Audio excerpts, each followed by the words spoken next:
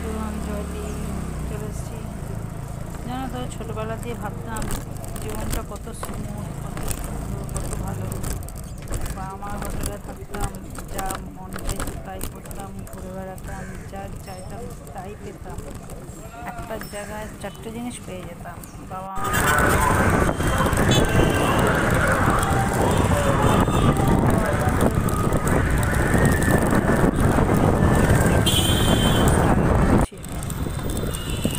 Struggle আজও করছি, সৎপথে সৎভাবে উপার্জন করে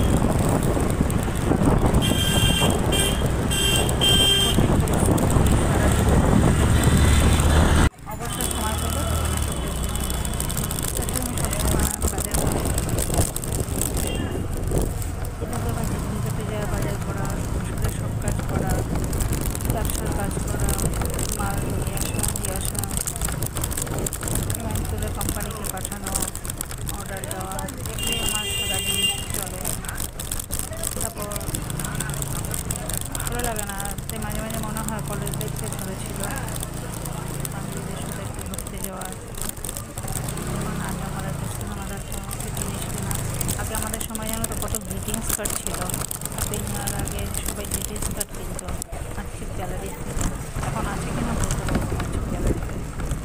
তখন সবাইকে চিঠি দেওয়া হতো, অনেককে গ্রিটিংস কার্ড দেওয়া হতো। আমার না সেই সময় তখন তো আর ফেসবুক ছিল না বা সোশ্যাল মিডিয়া ছিল না, পত্রমিতালি ছিল। আমার এখানে অনেক পত্রমিতালি বন্ধু ছিল। আমাদের দু একজন আমার বাড়িতে এসছে, ওদের বিয়েতে আমরা গেছি, আমার বাবা আমাকে বলেছে, গেছিলাম। এসব দিনের কথা খুব মনে পড়ে, বান্ধবীদের মিস করি, আড্ডা মিস করি। এখন তো আর তেমন কোনো বন্ধুবান্ধব কেউ নেই, তাই আড্ডা মারাটাও হয় না। এই কালীবাড়িতে আসলাম, দেখো এটা কালীবাড়ির রাস্তা, একটু কাঁদছে, হয়তো স্কুটি চালাচ্ছি তো একটু কাঁদছে। এটা কালীবাড়িতে এখন পৌষ মাসে মেলা বসে।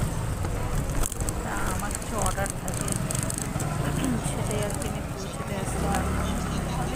দোকানটায় যে দোকানের সামনে আমি এখন দাঁড়াচ্ছি, এই বড় দোকানটা ওখানটা।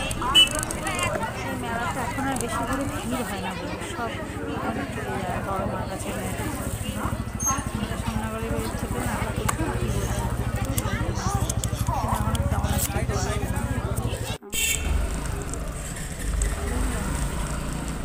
এখন সবাই এখন এখানটা হয়ে গেল দোকানের কাজ সেরে আমি আবার এখান থেকে বেরিয়ে গেলাম। এটা আমাদের কালীবাড়ি গঙ্গার পাড়ের রাস্তাটা। ঢুকেছিলাম একদিক দিয়ে চৌরঙ্গি দিয়ে, এটা আবার আরেকটা দিকে রাস্তা। দেখো এখানে বেশ সুন্দর দোকানও বসেছে। আর এই রাস্তাটা দিয়ে বেরিয়ে সোজা আসলেই আমার বাড়ির দিকে রাস্তাটা পড়বে। তোমাদের সাথে একটু শেয়ার করলাম আমার পরিবার। চলো বাই, গুড নাইট।